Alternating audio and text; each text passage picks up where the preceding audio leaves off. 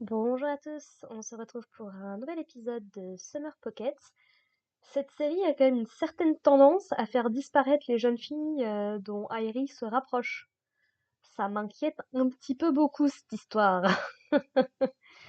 Donc, pour revenir un petit peu sur l'épisode, alors il faut savoir que moi j'enregistre cette review, ça fait facile pas loin de 2 mois que j'ai pas suivi la série.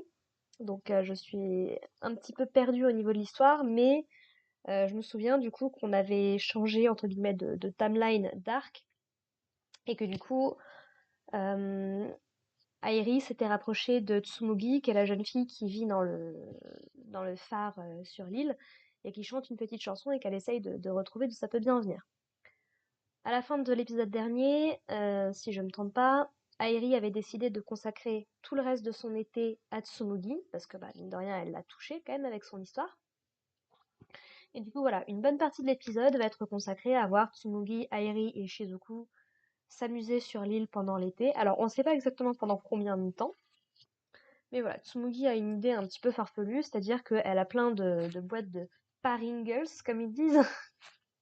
Et du coup, son idée, elle, c'est de les assembler pour pouvoir faire un balcon au niveau de son phare. Donc du coup, voilà, elle récupère toutes les boîtes que elle avait de son côté. Ils vont aller voir au niveau du petit magasin donc, où il y a Ao et le reste de la troupe pour essayer de voir s'ils en ont là-bas aussi. On découvre justement à cette occasion que Shizuku est la présidente du conseil des élèves du lycée de Lille. Ok. Et il y a le gars avec son truc de ping-pong là qui ne supporte pas qu'on manque de respect à Shizuku.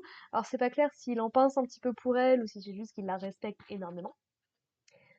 Voilà, voilà. Donc ils vont lui donner ça. Ils vont également donner une petite barbe à papa à Tsumugi. Donc ils connaissent Tsumugi, c'est juste qu'habituellement elle est considérée comme étant plutôt farouche, un petit peu comme Naruse. Et du coup, donc, c'est vrai qu'il la voit pas beaucoup, il la voit surtout avec Shizuku. Mais là, du coup, c'est cool, ça lui étend un petit peu le nombre d'amis qu'elle a, donc c'est plutôt une bonne chose. C'est un thème assez, comment dire, assez en parallèle avec l'arc précédent, avec la jeune fille dont j'ai complètement oublié le nom, c'est terrible. Voilà, voilà, donc ils vont mettre un petit peu leur connaissance à profit pour essayer de créer quelque chose qui tient à peu près la route. On a même des petits gamins, puisque donc elle chante un petit peu sa chanson de Tsumugi pour essayer de savoir d'où ça peut venir. Bah, du coup, il y a même les petits gamins à qui il la chante qui sont venus la voir avec leur boîte de Paringles. On va découvrir également que Tsumugi connaît bien Naruse.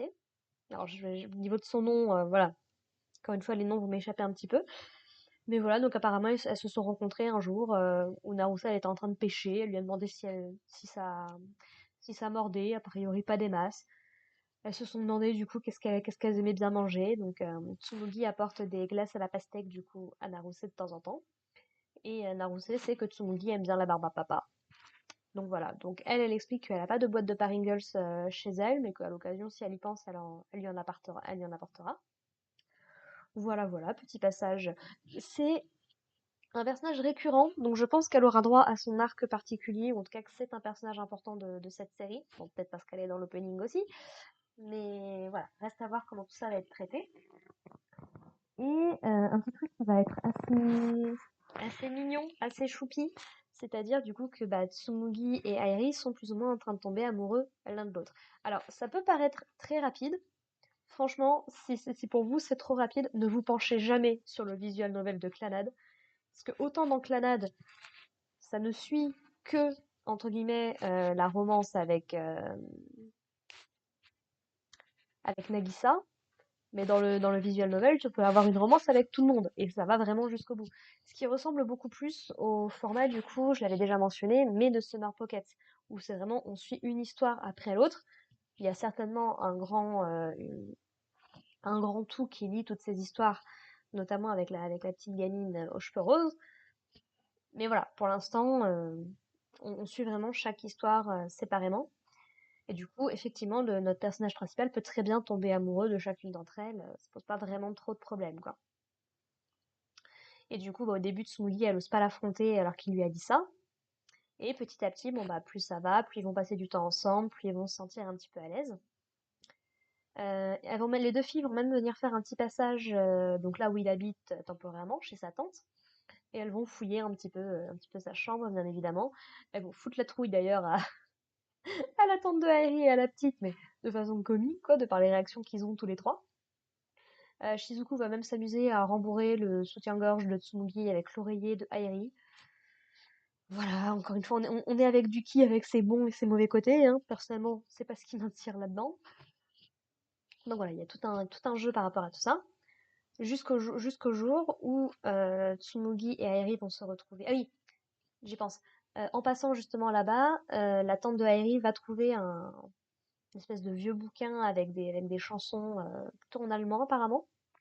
Et du coup, donc, ils arrivent à trouver la chanson que chante Tsumugi, ce que ça lui évoque.